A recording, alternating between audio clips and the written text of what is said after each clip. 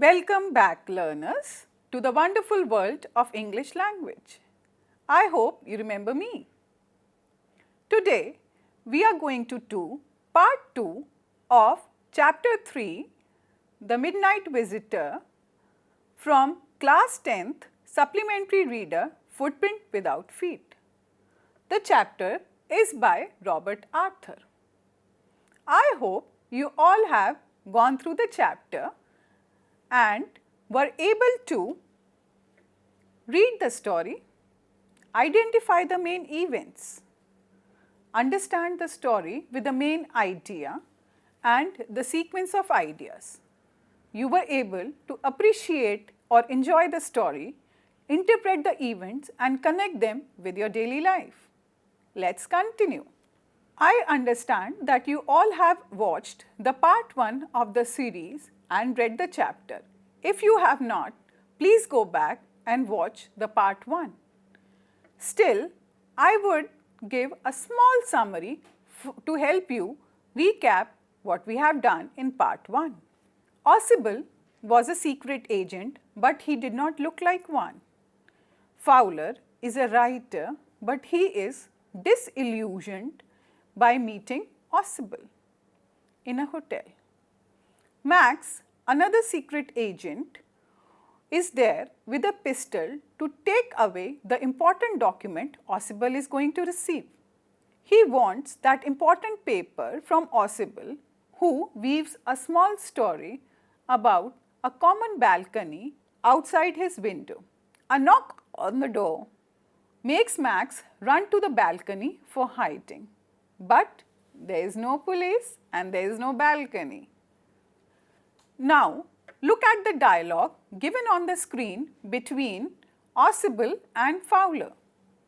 If you can recall, this is the last dialogue of the story. But, he stammered, the police! There is no police, Ossible sighed. But won't that man on the balcony? No, said Ossible, he won't return. You see, young friend, there is no balcony.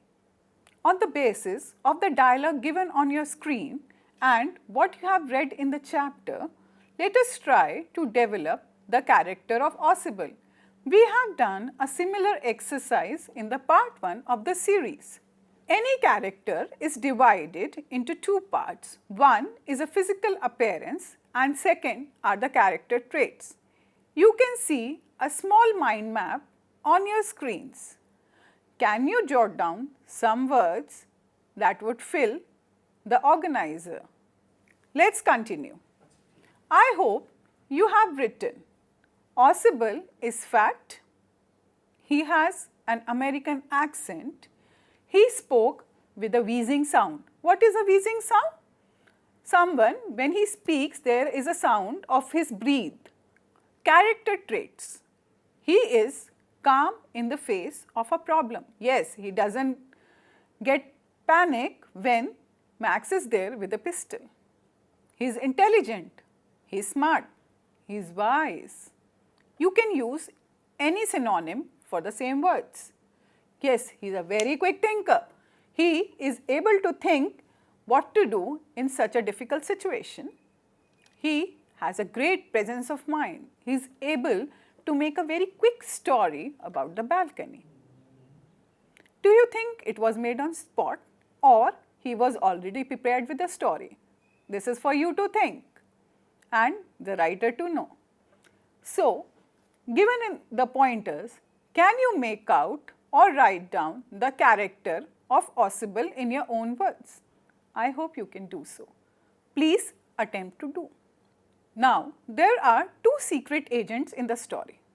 One is Ossible and one is Max. Both of them are secret agents, but both of them are totally different from each other. But they might have some common points because both of them are secret agents.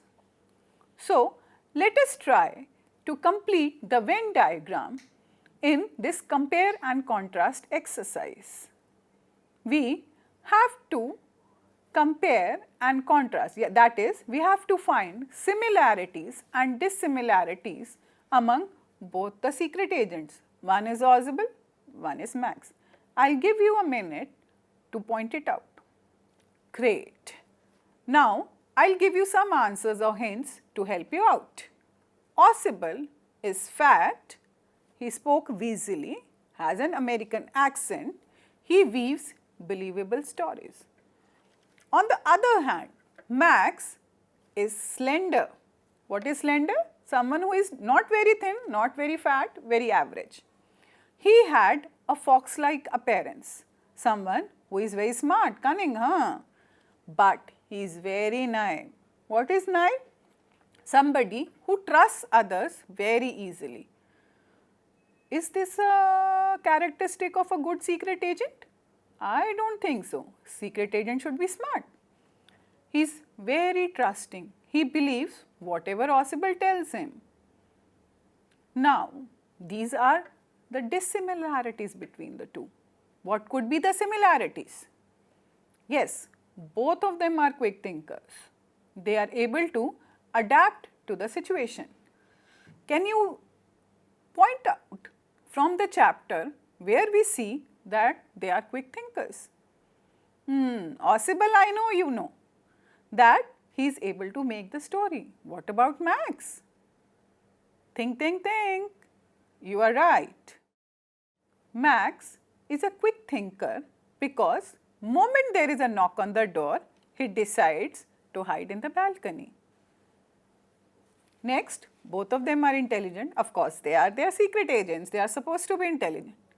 Both of them have a great presence of mind, but it is just Max's ill luck that Ausable is smarter than him. He is able to fool him. I hope through this small exercise, we have bettered our understanding of the text, and now we know everything about the chapter. Let me check. Let me see how much you can recall. You will be able to see a small passage on your screen and a text box with some words written in it. You are expected to complete the given story using the words given in the text box. Ausable was a secret agent, good, who dealt in espionage, that is spying for the country. What is espionage? Spying for the country. He meets, whom does he meet? Fowler, great, who is disillusioned or disappointed by his, who is his here? Ausable, right, Ausable's appearance. Ausable consoles Fowler by saying he would see a very important, what could come here? Paper, very important paper for which many people have risked their lives.